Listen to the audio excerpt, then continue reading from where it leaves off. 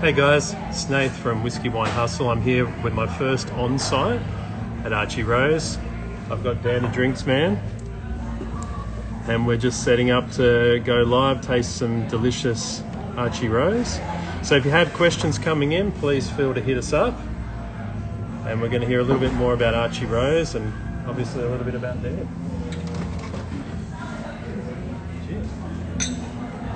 Small pause because I still got. That's right. We've got a whole bunch. Yeah, that's why I caught the train. Yeah, I thought about it.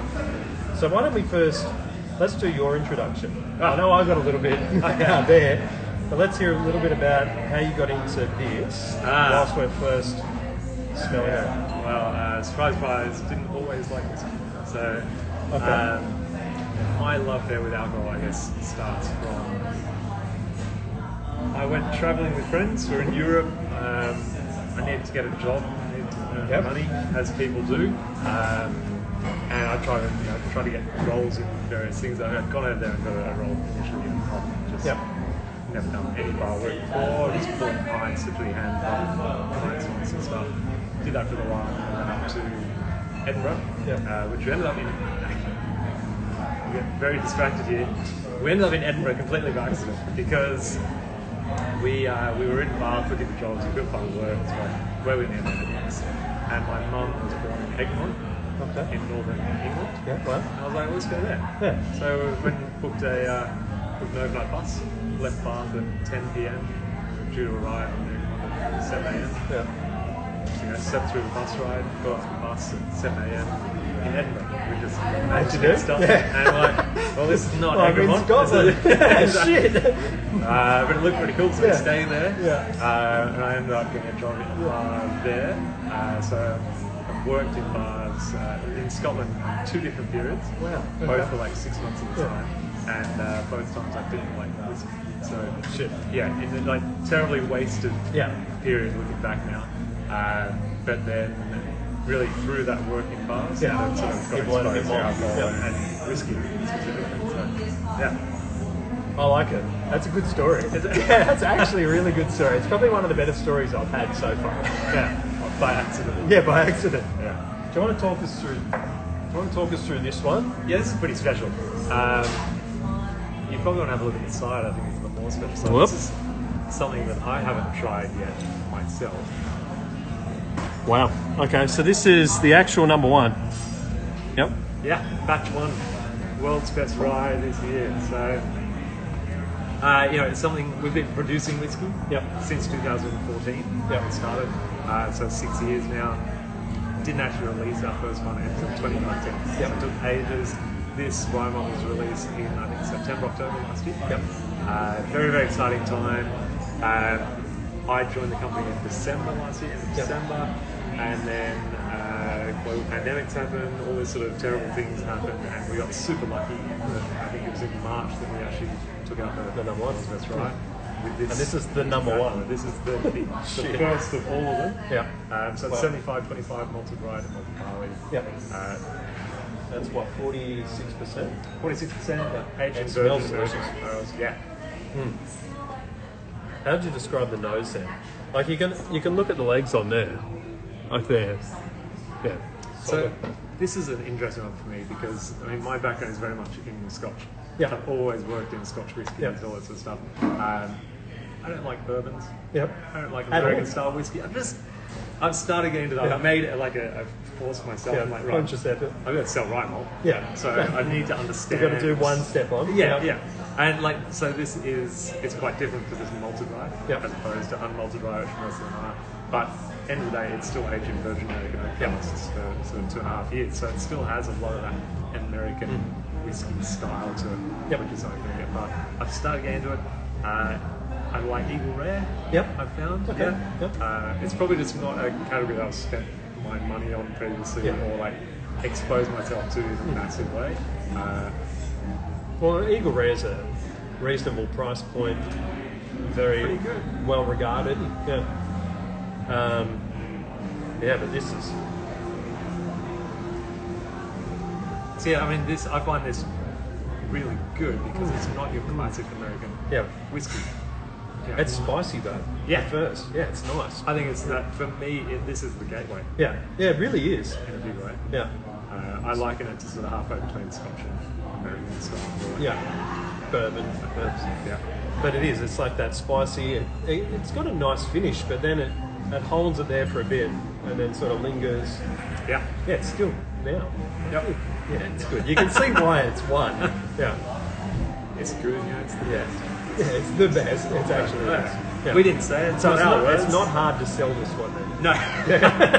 Yeah. When you're going around as a brand ambassador, you can say, okay, this is number one. 100%. Yeah, that's the rest of the stuff. Big ups to Dave and the distilling team because they make my life very, very easy, which is really nice. I started out in like my brand side work, working with 666 vodka out of Tasmania. So that was your first brand ambassador? First foray into, and that was really sales with a bit of brand ambassador work. Trial by fire, try and sell relatively unknown Australian vodka. Yeah. It's Yeah. So you did the hard yards. Yeah. And then you go, so where'd you go from there then? So that was after like 4 or 5 years in bars. I'd worked London, Scotland, Greek Islands, Australia. I was actually running the bar on Lizard Island, far north Queensland, which is incredible. 6 months, had a house. And it was about 100 metres walk from my front doorstep to the Great Barrier Reef, like literally on it. Hell. Yeah. Incredible. Yeah. So you've done some interesting jobs. Done some stuff. Yeah. But yeah, I made it was this conscious decision that I love the industry, love this style of work, but if I want to stay in the bar side, it leads to opening my own venue, which I think is like having kids. I wasn't ready for that sort of commitment then. All the alternative is getting the brand side. So look for anything and got in 666 vodka. Yeah. With Sebastian Roebuck, who's now making Ned. Oh, wow. Yeah. Okay. Yeah. For gin. Wow. Absolutely, yeah. Amazing. So although it sounds like 666 vodka, it's like, there's more to it. Yeah. That was actually made Hellions Row. Yeah. So 100% high quality. Yeah. Spirit. So this delicious one is available. Not this one. This one you're not going to find anywhere. I mean, I'll find it in 7-8 months. Yeah. But to buy your rye, the price point is at 120, 130. You'll Yeah. find it. And we're doing batting Solera sort of style. Yep. So there Okay, shouldn't cool. be any variation. Yep. To clear up, because we get asked all the time which batch won Yeah. the world's best. We don't know. Oh, okay. We Cool. actually, in I was terms of, curious like- about that too. Yeah, in terms of stock control in the warehouse and everything, we don't differentiate between the batches. And so- like we were chatting about Sullivan's, like their best is the HH050. Yeah. So if you get that, you're great. Whereas this, that means then everything you buy of this is technically your words, the world's best. But yeah, I definitely agree. No, I like it. It's. I think for people, not a lot of people have probably had rye. Yeah. I think you're either into your Scotch or your blended or even bourbon. This is kind of the middle ground, like you said, between both. It's approachable, spicy. You do get that, like those cloves, that sort of nice little back finish as well. I think it's really good. Yeah, I think the rye character hasn't been lost at all. Yeah. But instead you've layered on this depth and sweetness and sort of caramels coming out. It's almost like a herby for people who haven't had it before. Yeah. No, it's really good. And as people can see, we're lucky enough to have a reasonable selection across. Yeah, pretty good. Yeah, it's good. And then we can go and make our own if need be. And so for anyone who's in Sydney now, you can come and do a gin blending or a whiskey blending as well. You want to talk us through those? We obviously like making spirits ourselves, but it's very easy. You make something, you make it the way you think is going to be best. Inevitably, there's going to be someone who's like, I don't like this element of it or something like that. Yeah, so we say, over to you. Come on in. You think you can do better? Come on in. Try your hand at it. Yeah, great. No, so we two of the experiences that we offer at Archie Rose is so the way we produce our gin is multi-shot distillation, so we distill every botanical separately, which means that for our gins we're blending them after we've distilled the tank itself. Well, okay. But it means that you can come in, we'll give you those distillates, and you can then blend your version Wow. of gin however you think it should be. Yep. We did actually start out by giving people a completely neutral grain spirit to start with, and like literally make it from scratch, and found that people couldn't be trusted to do that. There is some imagine what the end results were. Yeah. I think it's like painting. If you mix all the colours together, That's right. You get a You nice get a big brown mess. So now you start with our signature rye. So you have a sort of complete gin, classic London dry style, and it's more accenting in which way you want to go. Yeah, So perfect. Yeah. really good. You do the same with whiskey. We have a whole bunch of different whiskies, mainly Scotches, I think. But then you just blend together, and it's trying your hand at That's blending. awesome. I think it's definitely recommended. Like we're in the room, if we get time at the end, we'll walk around the room. It's a pretty cool venue. And like I said to you, for my first one to do a live, it's pretty special. 100%. I love it. Like this is, working with a lot of Scotch brands and stuff. The amount of times you wanted to, everything you do is, you try and give people experience of visiting the distillery the whole time, and realistically, it's usually $1,500 flight. Yeah, exactly. Get there. We're here. Yeah, it's something I've never heard of before, and it's much better than sitting at and I know Whiskey Pete obviously talked about it a lot, but it's much better than sitting at like a fold-out table in a room that's tightly crammed together. This is like an open, you can see everything here. The company's done really well because I think a lot of when you're talking about spirits and everything and selling spirits and just experiencing them, it's where you are, it's the environment you're in, it's the people you're with, and when you can do that in here, I reckon we can probably serve almost anything and get away with like this is good, right? Hopefully, right? There's no one else but us here in the whole place. This is true. But it definitely makes it easier. It's a memorable experience. Yeah, it very much is. Should we try something else? I'm just going to make sure if anyone has any questions while we're on here, and hey to everyone who's watching. I can see Alex, Vic, Laura's here, Jackie. So ask questions of him, definitely. He's the guru. Not hard ones, just easy ones. Well, not hard ones, particularly from like Alex, maybe. I don't think hard is the issue that we have with Alex. But it might be inappropriate. But, get your head in screen. Yeah, sorry, if we sit too close together, we're impeding social on the distancing. COVID. Do you want to go to Sandigo? That sounds good. Yeah. You haven't had any of these. I've never tried that. I can't believe we invited you in here. That's right. This is a very, very special whiskey. You want bigger ones because you can't Oh, yeah. Well, not I'm here. Yeah, in person. We've budgeted for 15 minutes each, so you can have like 45. It doesn't work at all. Nah. I'll have 20, you have 10? Yeah, sure. So I hold it up. Yeah, no one would have... People wouldn't have seen this one probably before. This is one Do you we want to launched, talk to it? very early this year, and it's. I reckon it's one of the products that speaks to Archie Rose's philosophy almost the best. So we've actually we work a lot with Voyage Craft Malts. And one of the big focuses for us is the influence that grain has on your whiskey. So you look at a lot of like big brands, Scottish brands, and all sorts of things, and the talk is always about cask type. You're using yeast type and barley type to get the biggest yield possible in terms of alcohol. Get as much alcohol out of the raw materials as you can, and then it's about what you do with it in maturation to make it good. So this one's much more intense. It's higher ABV. We're looking at 53% with this, but it is with good reason. This one we actually found a type of rye that's been growing in Western New South Wales for I believe it's 6 generations. So it's really adapted to that climate. So the same farm, same location, within the same families, I believe.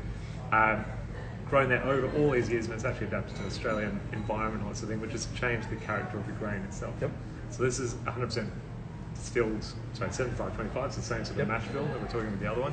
But all of the rye that's in here is 100% in New South Wales, grown in Sandigo.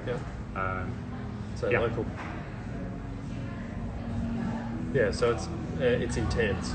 This is on the nose. I put this, much more towards the classic rye style, like big, spicy, aggressive sort of style to it. So which do you prefer out of the two? See, Can't you again, get any children? No, you need criteria, right? It's, exactly. It's sessionability and taste and stuff. Definitely the Rye Malt, but for something that's incredibly special, and we only did just over 1,000 bottles of this. Yeah. 1,474. So that's all that exists of this. Yep. This is an incredibly special whiskey. Yeah. Like on the brewed- nose for me, it's like the other one but on steroids. Yeah. It's Yeah. like everything's much more accentuated. Yeah. What do you get out of it? I remember actually trying this cask samples before we actually released it. Yep. And it was super aggressive. Yep. Like we were first nose, and you're like, this is a really big, Yeah. big It's whiskey. full. And we actually, like, there was discussions of, is this too big for release? Like, do we actually need to rein this in a bit? Maybe we water it down or something, we get alcohol content down, something like that. But it's actually matured in bottle really well. Yeah. Sort of settled down a bit. Which It gives you like a full-on punch at first, yeah. and then it's just nice and warming. Yeah. It's not aggressive once it hits that sort of mid to back palate. Nose-wise for me, what was a really aggressive whiskey, I'm now getting more sweetness Yep. and warmer characters, Yep. caramels coming across. I think on the first smell it was more aggressive than the actual taste. For me. Right? Definitely Like, this some is grassy nice. notes. Oh yeah, definitely. Yeah. Almost more like a cut grass. Yeah. I guess. Yeah.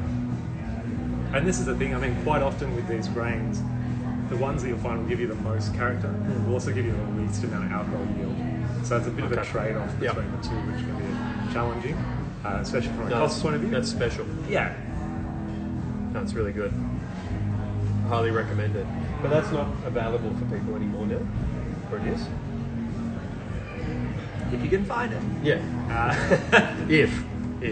We don't have any. So the stock that we have here, It's here. Yeah. I generally can't use it for events. This is bar stock. Yeah. So for even me to pry this out of Simon's hands and let him We need let to us ask have for it. approval. Yeah, Yeah. it's Shit. So Well, it's I feel actual special then. yeah, absolutely.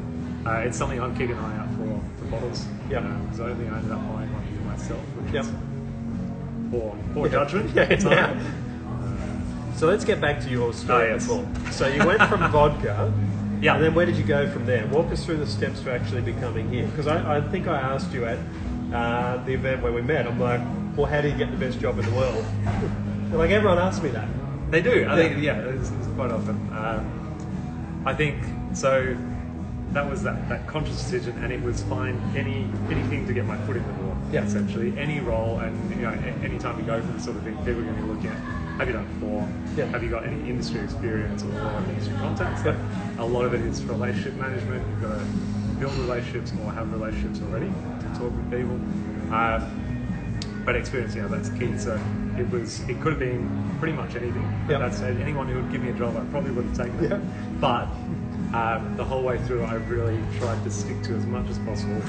I think you can be the best salesperson if you truly believe in the product. Yeah. So even 666 back then, one of my favourite vodkas that I'd come across in Europe was called Carlson's Gold out of Sweden. Yeah. And it was this young potato vodka. Yep. And it was beautiful, like it had character. Yep. And you grow up learning about vodka, especially younger days, what we talked about before. Yep. When you're looking for alcohol content. That's and right. Get me on the way Boost as fast as for the least possible, amount of money as Yeah. possible. That was my understanding of vodka, and I found these vodkas that actually had character to them. I was Yep. like, this is amazing. Yeah. So I found Carlson's, and 666 had that. Okay. It was essentially Yeah. Hellie's Road New Make, Yeah. pretty much. Wow. So it had some character to it, and I was like, this is really a cool product, Yep. cool story behind it, cool people behind it as well. So I was with them for a while, learned a lot about the sales side and Yep. because they're a Melbourne-based company Yep. in the Tasmanian vodka. Yep. The company's based in Melbourne, I was based in Sydney. Yep. And the guy who was sort of above me quit after a few months, so I was solo. Wow. And Okay. it was like this, Yeah. Baptism of fire. Yeah, pretty much. You send Yep. off a report once a week, Yep. and that's your interaction with Wow. the company. Okay. And, so I started looking around for something that had a bit more support behind it. Yep. And, bigger companies, something to grow with, and all that sort of stuff. And when I was working in London, I was running a bar called 98 Bar and Lounge in Shoreditch. Yep. And the owner of the venue, she wanted to open up. She had this bar for ages as a private member's bar. She wanted to go public. She got me on board. And for me and my staff, she said, look, help yourselves to the back bar. Anything you want on the back bar, one drink. But apart from, this is my special whiskey. There's little round bottles up here. These are my special And what were the round bottles? Yeah, it was Glenrothes. Oh, there you go. So big. Yeah. Big full chats. So is that where the love for Glenrothes started then as well? Well, this is, I found Samuel Smith and Son at the time. We're looking for someone to look after New South Wales from a sales point of view for more specifically Berry Bold spirits, which was Glenrothes and No. 3 gin at the time. Okay. And it's like, I know this product, I know that it's a really good quality single scotch. So cool. Applied for it and got that role, and I ended up there for a good almost 5 years with them. Yeah. So from vodka into like a very well known whiskey. Almost everything else. Yeah.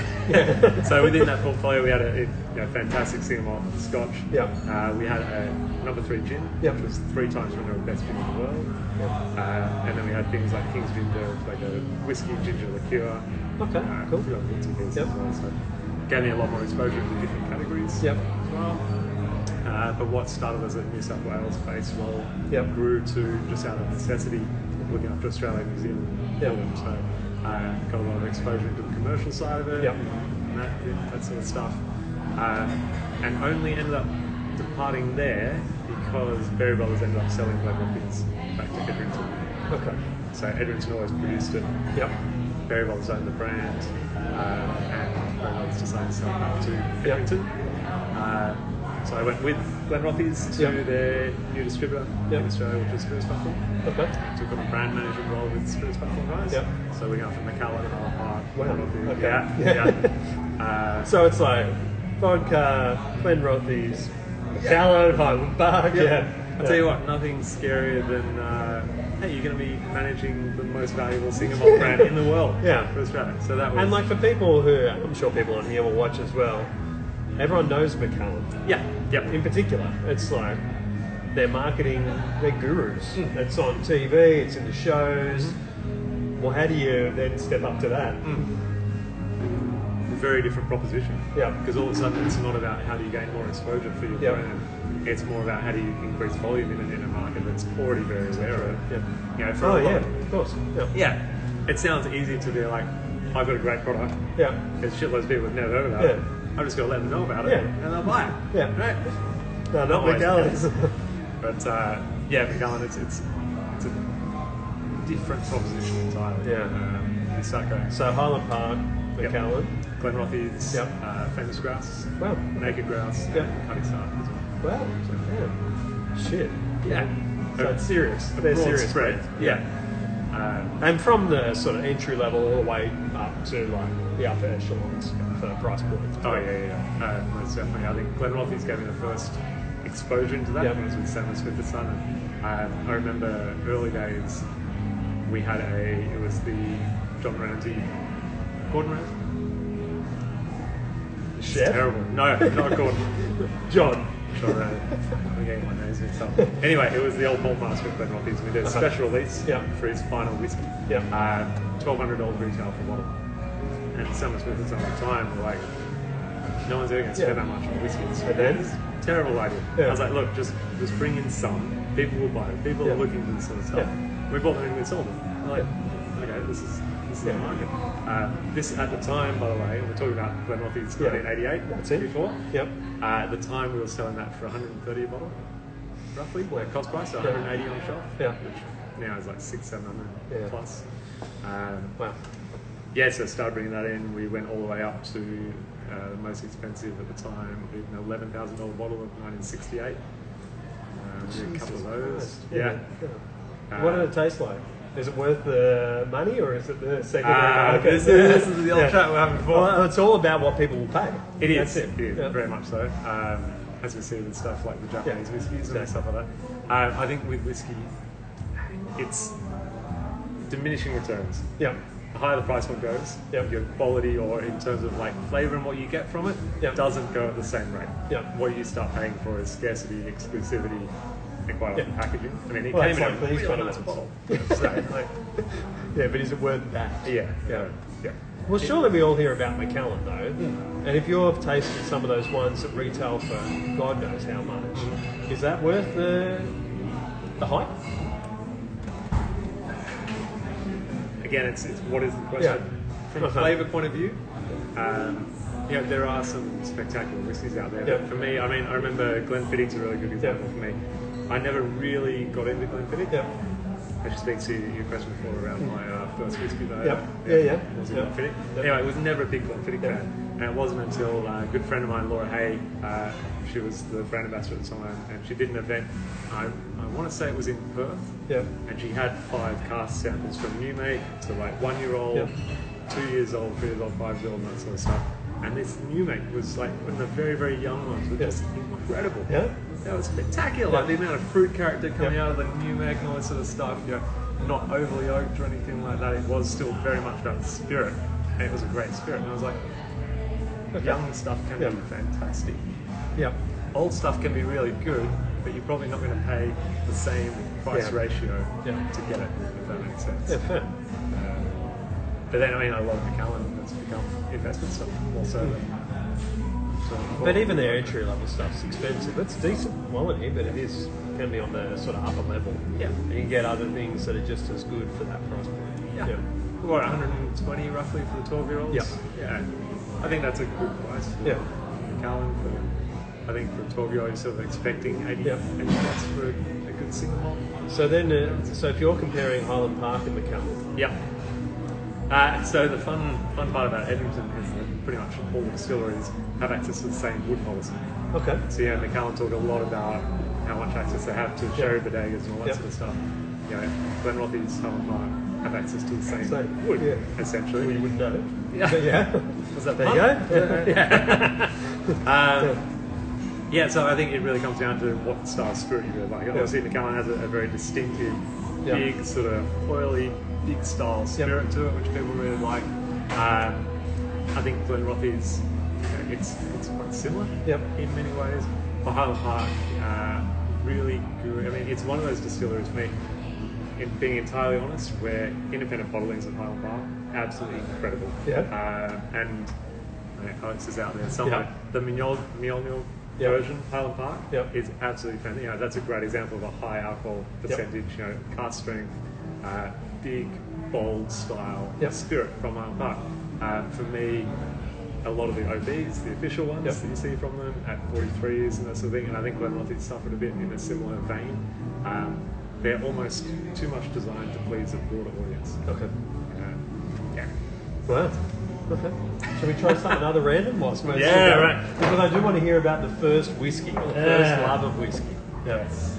Well, that's 2 very different questions there. Yeah. And so, look, anyone who's just joined in, there's a bunch of people dropping in and out. If you have any questions, so Nick asked me what I rank it on my scale. Yeah. Which we've talked about. It's an elaborate scale. Yeah, it's an elaborate. I need to hone it in, obviously. I'm interested to hear. Yeah. I'm not going to chat anymore until we hear. The first one I like. You know how you said, so price point, what can you get? So I'm talking about the world's best. If I forget the term world's best, and if I was getting just what I think is a good rye whiskey, Never heard of it. I'd never heard it before. You. I'd rate it in the 80s anyway. And then you add that it's world's best, and it's only $120. It's pretty special. And that's one thing I asked you. For. Yeah, exactly. You know. And that's one thing I asked you at the night. Why is it only $120? Because we're not thieves. Yeah, good. That's the right answer. Whereas for me, I'd probably rate this one higher. I like it. I like for 150? Is that what it was? That's still good. Yeah. I like the punchy flavours. I like that it hangs around longer. There's another flavour that I got in there that I can't just put my finger on it, but I like that it's bolder and something I've never tried like that before. I think I'm doing a terrible job tonight because I'm very bad at actually breaking down the whiskey. So is this what we've got now? This is what we're on now. So I'll show people now. Yeah. So we're on to this one. Yeah, and talk us through it. Another one to try and hunt down because I think this is So this is a smoked rye. This is Okay, amazing. wow. So we haven't talked about smoked yet. No. Yeah. We've got so much we haven't talked Yeah. about. Which, no, so this is, you know, yeah. It's different. Yeah. Yeah. That Wow. Yeah. You know, you're used to peated whiskies where you're smoking the malt. Yes. Yeah. This is not smoked malt. Yeah. So we've actually done the distillation. It's the same rye that you tasted in Yeah. the world's best rye. What we actually did is we went next door to Three Blue Ducks. Yep. We used their wood-fired pizza oven. Dave actually melted some giant ice blocks using Ironbark wood. So Ironbark's a type of eucalyptus, Yep. you know, local here in Australia. Use that to melt it. Wow. It's sort of a infusion of the smoke into the water, so we got this real smoky water as a result. Smells so. Yeah. And we've used that to bring this Original. down to 40%. Yep. So Wow. it's a much lower ABV at 40. I've never smelt anything like that before. No, Honestly. No. Yeah. I mean, what?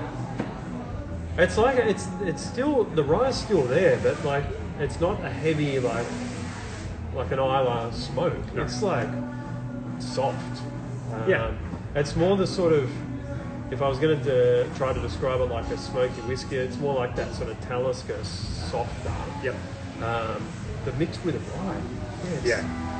It's different. It works really well. I find. You know, it is that wood smoke kind of character comes across. Yeah. But you know, this speaks to you can make smoky whiskey in Australia by just buying some Simpsons malt from Scotland, Simpsons peated, bring it over, make peated whiskey. Right, you just need some peated malt essentially. This is actually using local Australian gum trees or eucalyptus, smoking a different way. I can see you got a question on there. Look, I want to talk a little bit around smoke. Oh, here we go. It's one for you. What's the oldest spirit you have inside a cask and Archie Rose right now? And you know, you can tell who that's from. That's from Vic, obviously. Yeah. Vic, it's not for sale, mate. Yeah, exactly. We were actually up in, because we've just started, so we're now in a new distillery in Banksmeadow, which we'll hopefully be able to tell you all about soon. Yep. But we've been moving all of our casks in there, so we've got all of our casks in the same place together and chatting with some of the distillers, and we were actually, you know, same question, like, what's the oldest one in here? Can we sort of have a taste? And we went and found it. A, there was almost nothing left in it. Yep. But B, From what size? it would be 100 litre. Yep. Yeah. So it would have been, I'm not sure if it was rye or single malt that was inside of it. Yep. But essentially, the climate that we have, you know, it would have been distilled in the early days, so it'd be 5 to 6 years old, roughly, but just way over oak. Okay. The size of the cask we're using, the climate that we're in, we just don't need that time to get that oak. It's going to be costing it's way too much. So let's go back to the actual taste of this. Yes. It's like, it's interesting. I like it. Mm-hmm. And like I said to you before, you said your first real love was that Islay whiskey. Mm-hmm. For me, that was my one that I really steered away from. Yep. Like I said, I like the softer, the fruity, the more approachable. Now you started refined. That's right, and now I feel that. Whereas you went for the high punch and then you're more refined. So for me, it was around, once I did go to smoke, it was that Talisker soft. Yep. And then start to explore after there. Yep. Whereas it's approachable. This is very approachable. I think you've got alcohol content, we're down to 40%, so opening up those flavours a lot more, it takes away any of that spice that you might have beforehand. And it is a smoke, but it's not that sort of, I don't want to, I'll give a crude example. I don't want to, it's not the smoke of like a cigarette smoke, it's the smoke of like a nice soft campfire smoke. 100%. Yeah. So it's not that raw, overwhelming, it's the like softened perfume smoke. Yeah, I mean you look at Lefroy Isla style peat, and it is that iodine sort of, you know, it's breaking down the wood that's in the peat bogs and stuff. But this is wood as well. This is, but it's much fresher wood. It's none of that medicinal side to it at all. Yeah.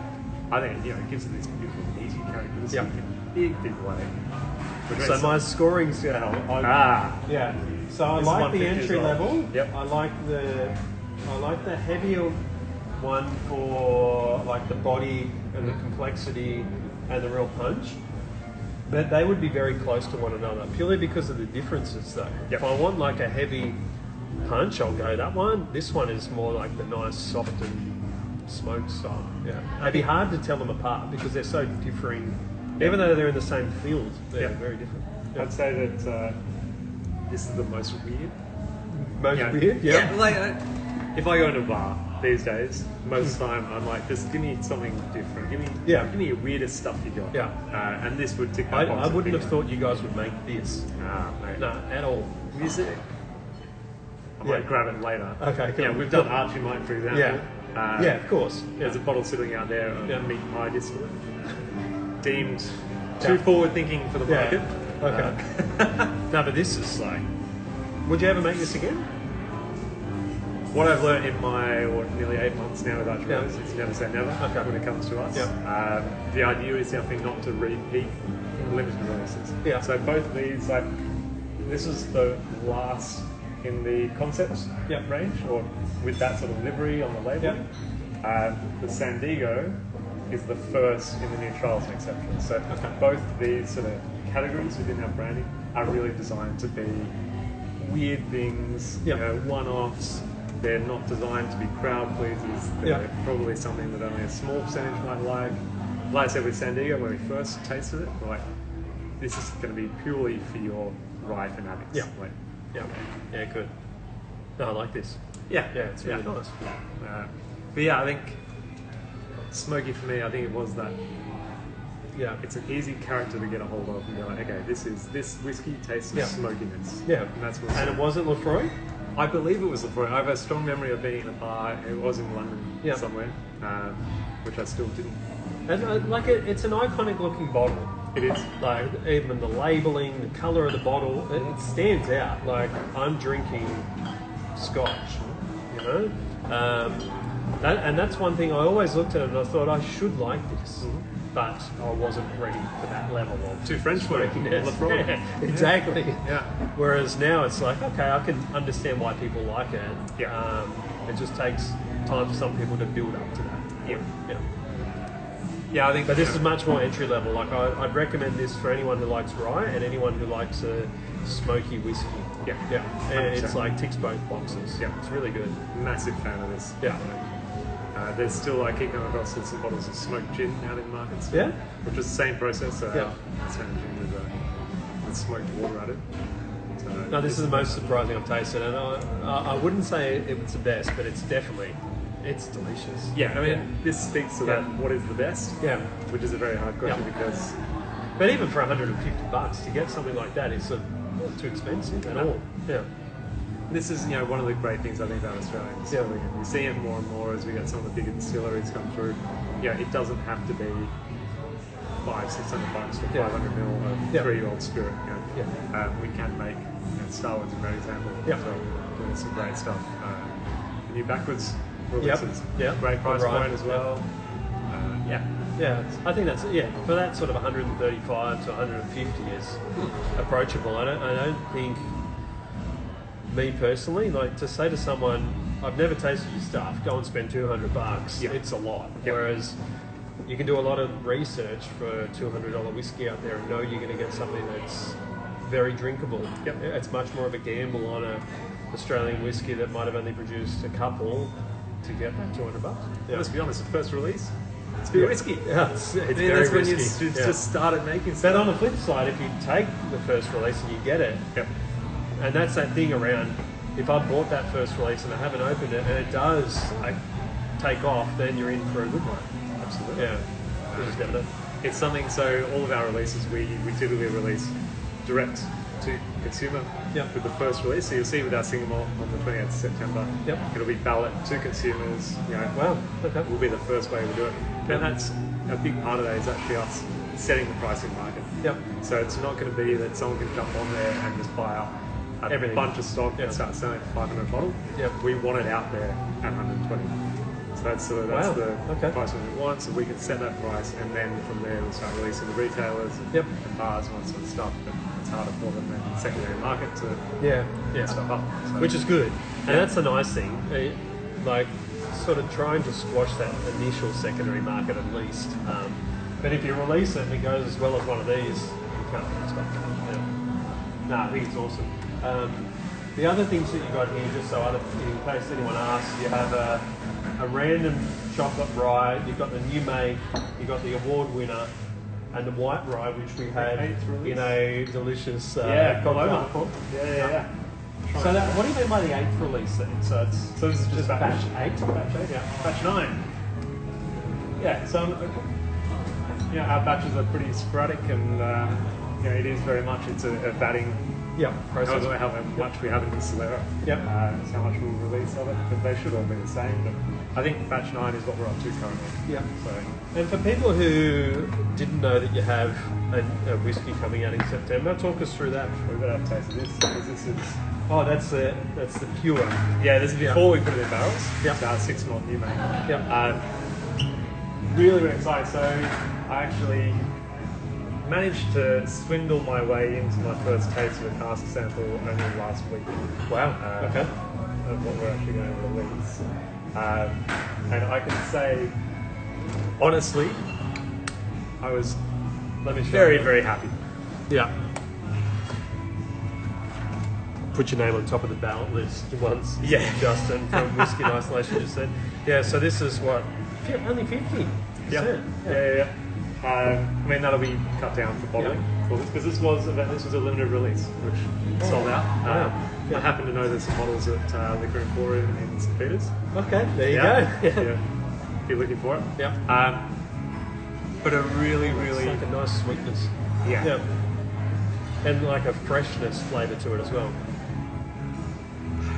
Yeah. That's nice. Yeah. So it's not like any New Make I've ever smelled before. And it shouldn't be. And I think, so one of the points of potential confusion around this is we talk about as a 6 Malt New Make, which everyone's familiar with single malt. How do you then have 6 of them? So with single malt, what we're actually doing is that we're using 6 differently treated barley into there. So we've got like pale malt, we've got some peated malt, we've got some chopped malt, some heavily toasted barley as well, but it's all malted barley. It's all one distillery, so it's still single malt. It's just that we're using a bunch of different styles. Many of them extremely low yielding, but high character yielding, if that makes sense. So it's a very, very different style whiskey, which is what I'm really excited about. It's not recreating Scotch style whiskey in Australia. We're actually focusing on the grain in a big way. And what's going to be released, you're going to be able to taste the grain in it, the grain influence in a big way. So for anyone who hasn't had New Make, walk us through. I don't even know how to describe it. Walk us through it. Well, should we actually do a quick how it's made sort of thing?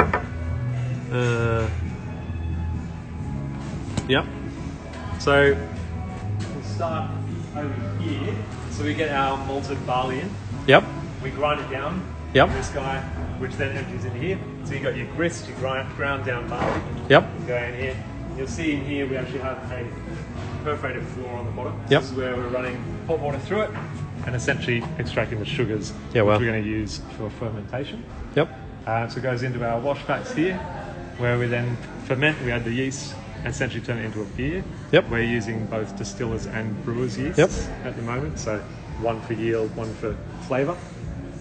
8 of these guys, temperature controlled, essentially make a beer in here at about 7% roughly, alcohol content.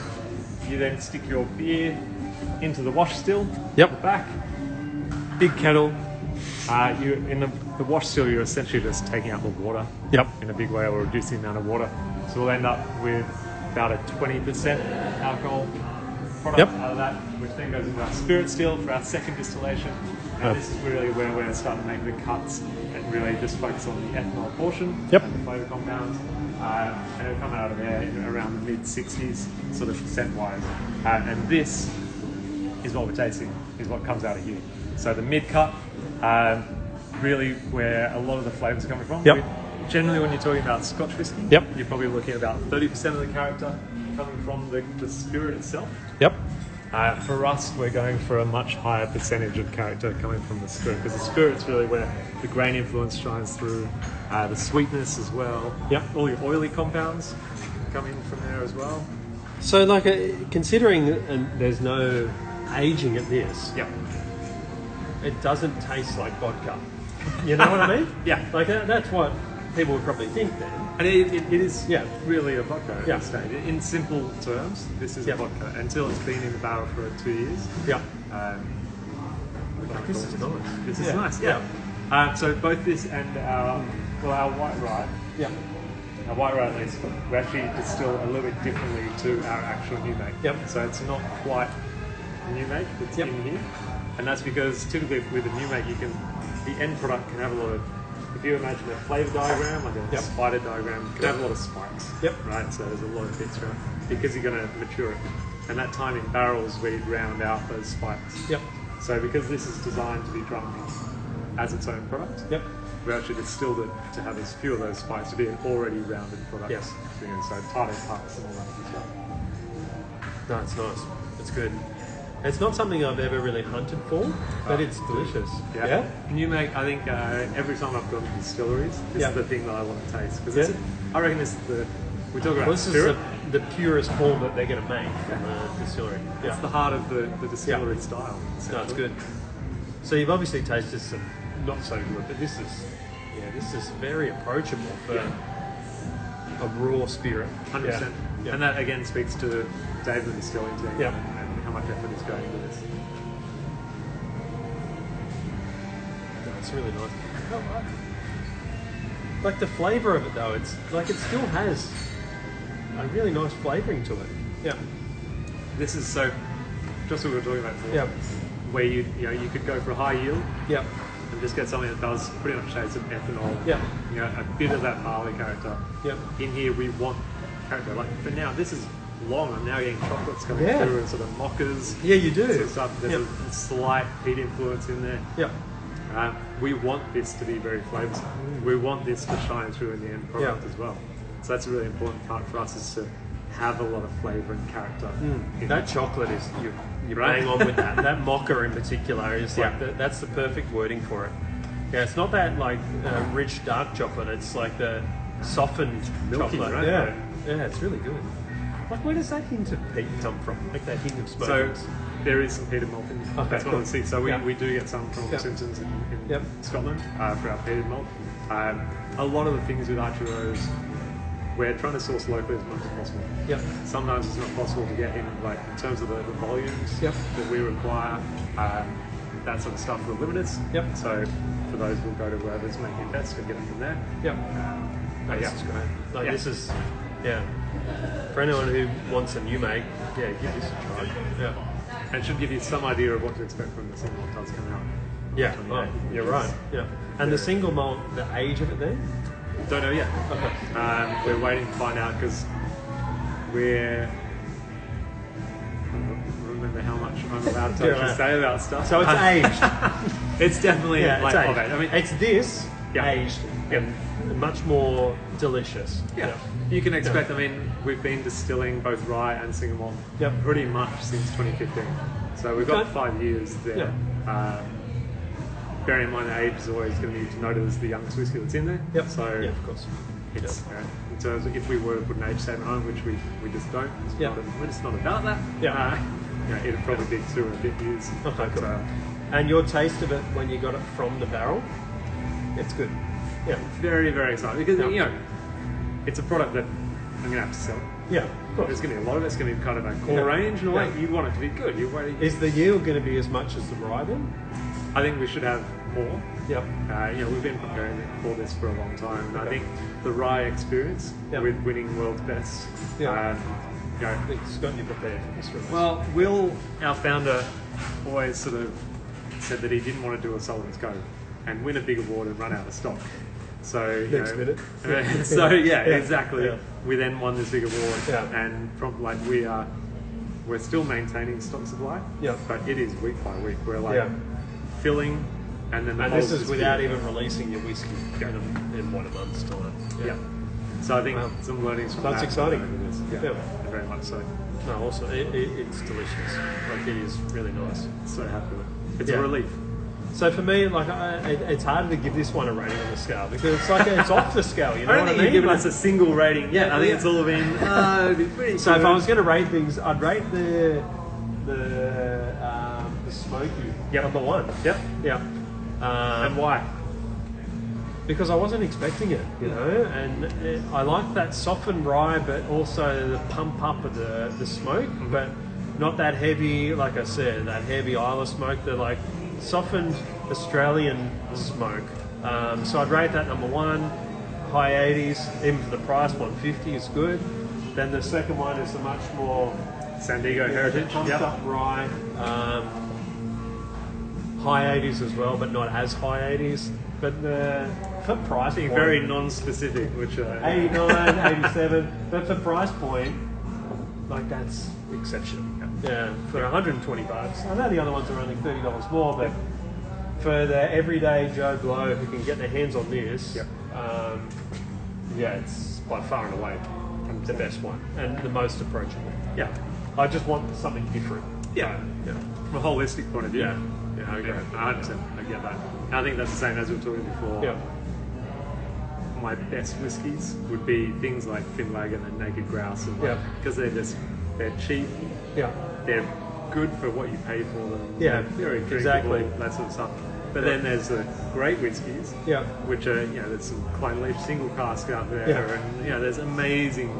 Yeah, it's a never and ending. that's what we were saying around that sort of 95 and above price point. It's like you might only get to taste that once. Yeah, it's like they're the kind of things that don't come along that often. Yeah, I don't have the money to be dropping on No, all the time and drinking them daily. Why? When you can get something like that for 120, why wouldn't you just buy that? Yeah. And I remember when we were talking. You should all buy that, exactly. by the way. And I remember when we were talking with Vic about it on the night. He even said like 120, and you can get it at Costco. I remember him specifically saying you can get it at Costco, like as if to say, "What the fuck are you guys doing?" kind of thing. Yeah. But it is that allowing a lot of people to taste something that's very high regarded. You don't get that a lot. No. Especially looking at the history of World Whiskey Awards, and especially Australian and Japanese. I don't know if Jackie's still on there, but she buys a lot of the sort of the top rated, and to get those sort of number one, number two world whiskies, bourbon, whatever it may be, you're paying a lot of money. You are. If you can get it. Yep. Now, particularly the bourbons, like to get it in Australia alone is impossible. Yeah, the US is hard. And like what we're paying, so I tried, like I said to you, a High West Rye. You can get it for $25 in America, 25 US, and here you're paying 100, and we think 100's reasonable. Yeah. So it's crazy the prices. So if we can get more high quality, well regarded Australian whiskies to keep that price point down, I think we're doing well. And this goes to show that you can have a range of ryes, let alone a range of just other whiskies as well. I think it's exciting times. And I'm more than happy to come back and try the whiskey when it's released. So that will be exciting. Not long now. And it's going to be great for you guys when you do release it, and that preparedness to, you might get another award or some kind of awards. And I was looking at the awards before coming in here. Like it's, yes, you got the world's best for the rye, but like the list is long. It's not just that one. It's lots. Well, the single malt has actually already won some awards. Yeah. Because it submitted cask samples. Really? To some international awards. Okay. It's won Best Australian Single Malt. I think in San Fran. Like, there's so big anyone who's accolades not on already. the ballot, when they watch this, get on that ballot. Yeah. All right, in time. Oh, there's a question for you as well, mate. I've been saving my staff quota for. Exactly. Any plans to sell the award-winning rye overseas? Like I said before, never say never. Yeah. I think it's pretty safe to say new distillery. A big part of that is that we want to be able to produce. It's not going to be far to go overseas. The last thing you want to do, we want to make sure Australia is very much looked after for stock, and we can continue consistent supply in Australia. You don't want to launch into another market, flash in the pan. You have something else that's gone. Stock. And it's gone then for local as well as international. Yeah, exactly. So you get a massive money surge, and then you just can't contain it. Unfortunately. We got to make sure Sydney and Australia are stocked up. Yeah, definitely. Should always be and like what we said before, it's that fine line between 120, 100, like even 150 is a reasonable price point that you can sell out, but a lot of people can get it versus the $500 sold out in 10 minutes kind of thing. Then are you going to open that $500? Well, like I said to you, I'm not going to. Yeah. And that $500 then appreciates crazily over a few years. Yeah. So definitely people should get on that ballot. Yep. How many is there going to be in the first release? Do you know any kind of numbers? Yeah. This is all the unknowns. Yeah. We'll be excited to see what we can get. And it's kind of exciting that it's a ballot as well. Yeah. Yeah. Yeah. You know, it won't take long till it is out to stores and that sort of thing, but it won't be batch one that goes out anywhere else. So. But the more I'm tasting this, the more indicative it is of what I've actually tasted. Yeah, the aged of this. Yeah, which is really exciting. No, this is good. This is really good. Yeah, the smoky was surprising. There's not many new makes where I've actually thought I could probably buy that bottle. This one is a drinkable new make, whereas the others I'm like, this is nice, but like this is, you could recommend this. Yeah. I think there's a fair few new makes out there which are literally just here's our unfinished. Yeah, here's our new make, and I've gone into distillers where I'm literally just scooping it out. Yeah, and I'm like, I can drink this, but I wouldn't want to buy it. It's nice to know what it started, but I don't want to take it over my dad's house and say, drink this pure spirit. Yeah. And then what do you do with it? You either drink it neat or that's right. Put it in the cocktails or anything like. Actually, like a new make cocktail. Then what have you? White rye is a great example. This is white rye. There we go. Easily our hardest substitute for tequila. As well, because no one really gets what it is. You put it on the shop, it doesn't even say new make on there. What is white rye? That makes no sense to me. No, retailers are even like, where do I put this? Yeah, I put it in the whiskey section. I put it in the where does it go? It's the hardest product to sell, but it's probably one of the most versatile. Yeah. Once you start sort of exploring the flavours that you get from it, just white rye with tonic. It's a great drink. Fresh juice, green apples. That sort of typical bourbon and fresh apple sort of style works really, really well. There's some great cocktail ideas. Our website's a great resource for that as well. You can do a lot with them, and I think that's the really exciting. It's more the unknown than anything. It's that, as well as I think if you're going to make a whiskey cocktail, you know what you're going to get. Yeah, I want whiskey. I want an old fashioned. Yeah. Whereas this is, you could do all sorts of stuff, and all of a sudden you got this weird version of a whiskey cocktail. Yeah. And I like that. I like that cocktail we had. It wasn't the sort of, well, like you said, it's not the standard tequila substitute, but it is. You still get that nice spiciness to it, and I don't think you get the burn that you get of tequila. Still the flavouring. But you don't drink better tequilas. Yeah, exactly. Well, that's something that I think we briefly maybe spoke last time, where there's spirits that you've tried in your life that you can't really go back to, and for me that's tequila. But it's tequila that you get the cheapest bottle. Remember those ones that used to come with a little red hat on as well? Very well. Like they're the ones where I'm like, I can't drink tequila because of that one product. So I'm not talking like quality, I'm talking like dirt cheap. I was part of the Swiss back before. Oh, no way! Sierra, Okay, shit. No. So that. 100%. There's a few of us who get out for Taco Tuesdays every week. Then hitting up a few different places, La Farmacia and Stanley Street, PS40 most recently with their Taco Tuesdays.